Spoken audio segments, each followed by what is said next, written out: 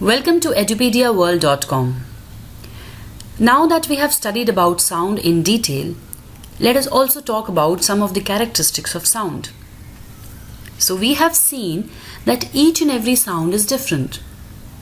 How do we distinguish between these sounds? And how is that these sounds are different? For example, the sound of these musical instrument is very different from the sound of the transport or any vehicle. Each of these sounds produced are different from each other. So how do we distinguish? There are some sounds which are loud, some sounds which are soft, some are high-pitched sound, low-pitched sound, and some are very feeble sound. So what is the difference between these sounds? What makes these sound different from each other? Even the sound produced by me right at this very point is different from the sound that you all will produce. So the properties that make each and every sound different are as flashed.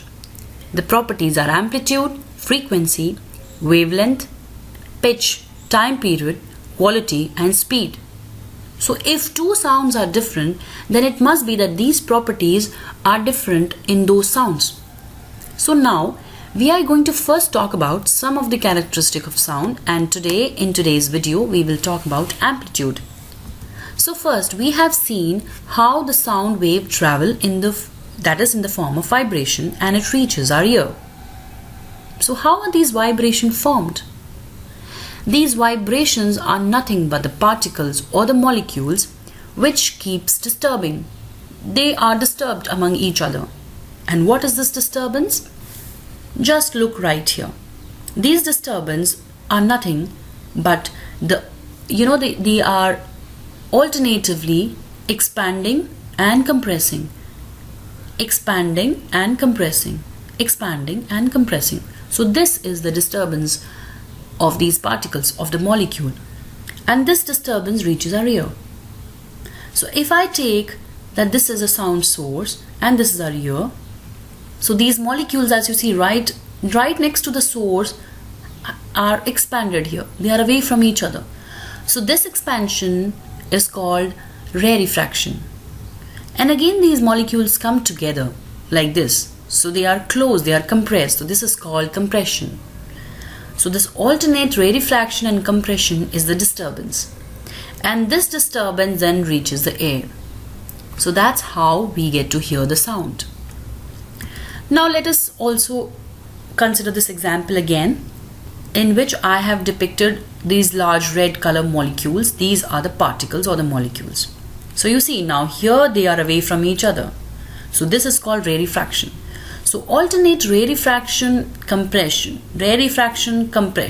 is what reaches our air. This is what we call a vibration or a disturbance. Now every compression, as you see here, this compression, when the molecules are together compressed, is depicted like so, with a high.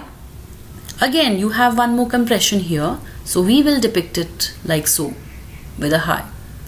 Wherever the molecules are expanded, that is wherever you see the rarefaction happening, that portion will be depicted with a low, like so. So here again you see a rarefaction, it will be depicted with like this. So disturbance or vibration is nothing but alternate low and high, low and high, low and high portions of the particles or of the molecules.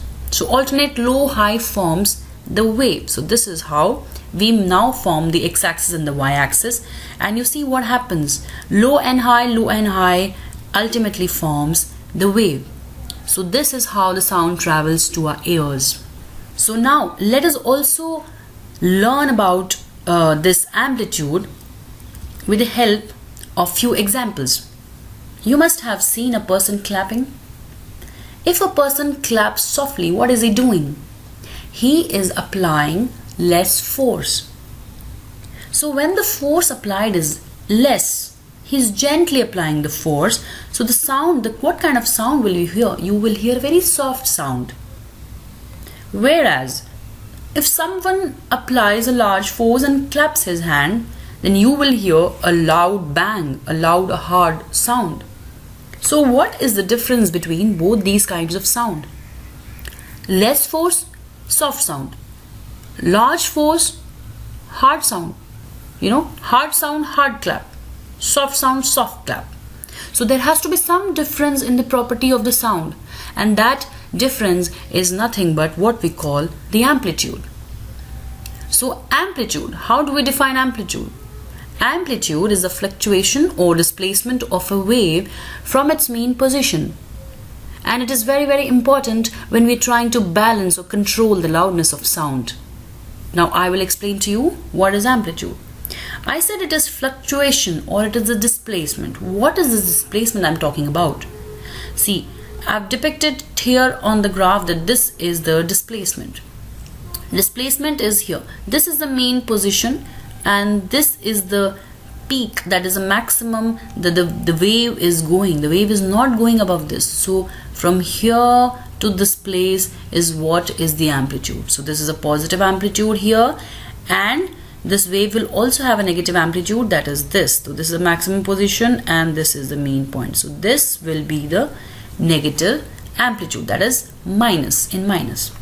Let's also learn about amplitude by various other examples. So see, this is another graph, as I said. Remember the example of the clapping. When I apply less force, it is soft sound, and large force, it is hard sound. Why? That is exactly because of the amplitude. Because when in this case you see the amplitude is very, very small. When the amplitude is very small, that means we have applied small force. And when we apply small force, a soft sound will be produced. Look at the example here. The amplitude is large. See, this is large amplitude, because the displacement from the mean position is large. So it's a large amplitude. So what happens is the person must have applied large force. So large force means large amplitude and a very loud sound.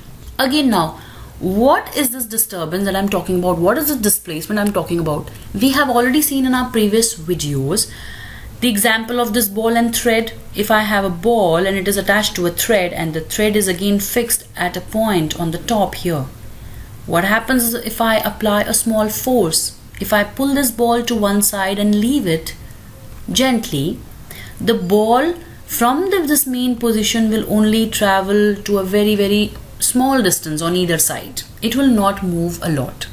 So in this case we say it's a small amplitude, because from the mean position, from this is the mean position here, from the mean position the ball only will move to a very, very small distance. Now take another example. To the same ball, I stretch it further to one side and then just leave it. What will happen? In this case, when I apply a large force, the ball will move a larger distance. That is, every time from this mean position the ball will go way left and the ball will go way right and then way left. So in this case we will say that the displacement is large. So that is why I say when I apply small force, it will have a small displacement. A large force, it will have a large displacement, and displacement is nothing but amplitude. So small force, small amplitude. Large force if I apply, then it will have a large amplitude. And that is why I say that every small amplitude, only a soft sound will be produced. And what happens when a soft sound is produced? The soft sound will only travel to a very, very smaller distance. Whereas on the other hand, large sound will travel larger distance. Now again see. Now I compare both these things. First we had seen how amplitude is in graph depicted. Then I have explained to you how in the case of the ball and this thread, what is the amplitude. Now let's compare both these cases. Let's say this is red, the yellow dot is the mean position of the ball, where the ball will stop if you do not apply any force. Now if we apply force, then the ball from this yellow dot will move to one end. That is, this is the one end. This is one end, that is towards the positive side. So let's say the maximum distance that the ball will go is this, that is A. So first the ball goes to the right and it goes here to the maximum. In this graph you see from the mean position it goes here. This is the maximum position. Now again you see the ball will come back also to the mean position. So this is where it goes to the maximum and it come back to the mean position. So this is again the ball comes back to the mean position. Now again see from the mean position onto the other side the ball will go to the maximum, and this is minus A we say, and again come back. So look at this graph. From the mean position the ball will go to the maximum and it goes till here. This is what we call a minus A because this is a negative amplitude, and again it will come back to the mean position. So in both the cases the ball goes to maximum on either side, and that is what we call as amplitude. So amplitude is nothing but the measure of this displacement, the measure of this, that is the peak position to the mean position. So this is positive amplitude, whereas on the other hand this is what we call as a negative amplitude. And if we need to reduce the loudness of the sound, we need to reduce this amplitude. If it is a lesser amplitude, it will be a soft sound. So what happens in the case of the amplitudes? In the case of the amplitudes, a person is speaking, so he is producing the same kind of sound. The loudness of the sound remains the same, but in case he wants to be heard to a very big audience, then what happens is we need to increase the loudness of his sound. But the person cannot do anything because he's speaking on the same pace, he's speaking with the same loudness. So what we do is we take the amplifier and we connect the amplifier and increase the amplitude of the sound. So the same sound, once the amplitude is increased, the loudness will be increased. Now what happens if you need to reduce the loudness of the same person?